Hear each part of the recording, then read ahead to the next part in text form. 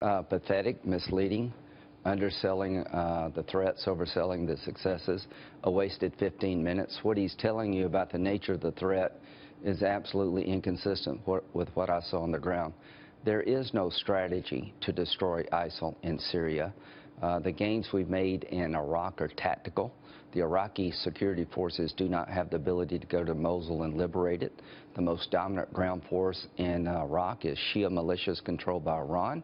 The people we're working with inside of Iraq, the YPG, is a Kurdish element that has no ability or desire to go into Raqqa to destroy the caliphate. There is no ground game inside of Syria. Does he not understand? I mean, you were just in Iraq, you saw these things firsthand. Does he not understand the severity of the problem, or is he just has his ideologies that terrorism is not a major issue for this country, and that's that? Well, I'm not Dr. Phil, but I tell you what he's saying about the nature of the threat is misleading.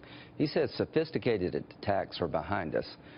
What I learned in Syria was that the attack on Paris was highly sophisticated. 8 months before the attack, they did a recon run to scout out concerts, bars, and other areas to be attacked. The flow chart of the number of people involved was just mind-boggling. It was a complicated, sophisticated attack. It is coming our way. They're planning a 9/11 style attack, not a California style attack, with ISIL hardened fighters. It's being planned in Raqqa, Syria, by the leaders of ISIL, and the only way you can stop this attack is a ground force to go in and destroy the caliphate. And the reason he is misleading you and everyone else is he doesn't want to admit it's this bad, because if he did, he'd have to send in ground troops and be like Bush. And this guy's obsessed with not being like Bush, and he's having the credibility of Baghdad Bob. What he's saying is just disconnected from reality. Senator Graham, I think the reality is for the next year, this president is running out the clock. I think as much as you and I want action, it's not going to happen. So in day one of your presidency, or whomever the next president is, what kind of situation are you actually going to inherit in Iraq and in Syria? Well, I think before now and then there'll probably be a 9/11 style attack. 2016 is going to be a dangerous year. Well, they had 13 pipe bombs. I mean, clearly they were planning something else. Just a couple in California. Let's take them for an example. This is nothing compared to what they can do. Absolutely. What I worry about is a chemical attack. They're trying to make chemical weapons in Mosul. A dirty bomb. These people are very intent on doing a lot of damage to our homeland. So what would I do? Number one, I'd call up the chairman of the Joint Chiefs and say, what do you need that you don't have? These defense cuts are insane. By 2021, we'll be spending half of what we would normally spend on defense. The smallest Navy, which you're in, since 1915, the smallest Army since 1940, that's insane. But no one talks about this. The FBI's budget is being cut too. The CIA, the NSA. The ability to detect the attack and to deal with lone wolves and organized terrorist operations is being reduced. The president said our defenses at home have been hardened. No, they haven't. The NSA program is being gutted. The FBI, the CIA, the NSA's budget is being reduced under insane budget cuts. I'd set aside the budget cuts, I'd rebuild the NSA program, and I would create a ground force of Arabs in Turkey of about 100,000. 10% would be us. They would pay for this war. We'd go in on the ground and destroy the caliphate at its roots. We would take Raqqa, Syria away from ISIL. We would have 10,000 troops in Iraq, not 3,500, to be able to destroy ISIL inside of Iraq and neutralize Iran's advantage. I've been saying this for 2 years. Finally, everybody in the Republican Party is all of a sudden getting hawkish. Rand Paul's view of the world Well, not everybody, but yeah, I wish more. But I think, well, Ted Cruz doesn't get it either. If you don't take Assad out, you're giving Syria to the Iranians. The war never ends because he's killed 250,000 Syrians. Well, and Cruz voted to end the metadata collection program. He is completely out of touch with the threats, just as much as Obama.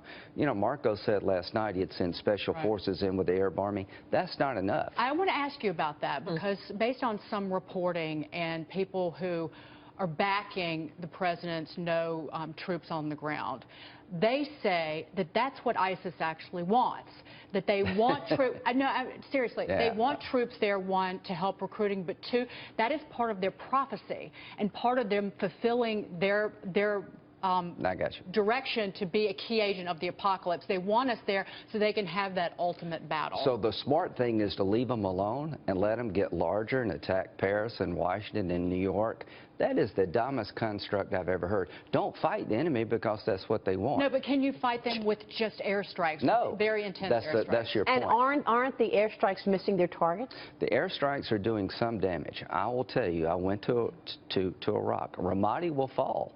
The Shia militia have basically taken away Ramadi. The Iraqi security forces are less sectarian. They're having a hard time taking down 300 fighters inside of the center of Ramadi. The air campaign has done tactical damage, but there is no strategy to destroy them on the ground. My strategy for 2 years has been to go in on the ground with an overwhelming regional army and kill every last one of them and hold the territory. What about the technology end of this, the metadata program? Let's talk about that for a moment, because we know that, there's this new conflict, and a lot of people are talking about that the telecom companies need to take some more responsibility. Well, number one, there's encryption. There's apps available to terrorists that they can communicate, and nobody can get into their communication. They have the ability to harden their communication. Silicon Valley has a key, but the government doesn't. If I were President of the United States, I would create a key to break these encrypted communications, requiring a court order to use the key. In Rand Paul's world, there is no NSA program. The military is completely gutted, and all of our troops would be back here. Nobody would be over there fighting. There are some Republicans who supported Obama leaving Iraq. I blame Barack Obama for ISIL, not George W. Bush. The surge did work. Al-Qaeda in Iraq were on their knees. When he left, they came back. He is using this opportunity to push gun control further. Yeah. And he said that again last night. That was a big part. That was a big part of the speech, and also the political correctness about Muslim Americans was a big part of the speech. Muslim Americans are our friends, not our enemy. I agree with the president there. How do you win this war? This is a long struggle. You build a small schoolhouse in a small, poor region of Afghanistan to give a young girl a voice about our children will do more damage than a bomb. We're building up others as we kill terrorists. That means a all-of-government approach, an engaged State Department, an engaged USAID program to offer a hopeful life to compete with a glorious death. And there are people in the Republican Party who are isolationists who want to leave the world alone. On September the 10th, 2001, we didn't have one soldier, not one dime of aid, not even an embassy in Afghanistan. That didn't absolve us from being attacked. This is a religious war. So you have to build up others, and you have to use military force smartly, but it is about helping people within the faith to reject the ideology. Most fathers and mothers don't want to sell their daughters to ISIL. That's the good news, but you got to stay with it. Are the airstrikes, the coordination now, Britain joining the U.S., is that working in terms of the group coming together? You could bomb every house to the Stone Age in Raqqa and not destroy the caliphate. You're doing some damage to them tactically. We are killing a lot of them, but they're still recruiting. You cannot win this war from the air. So where's the ground component coming from?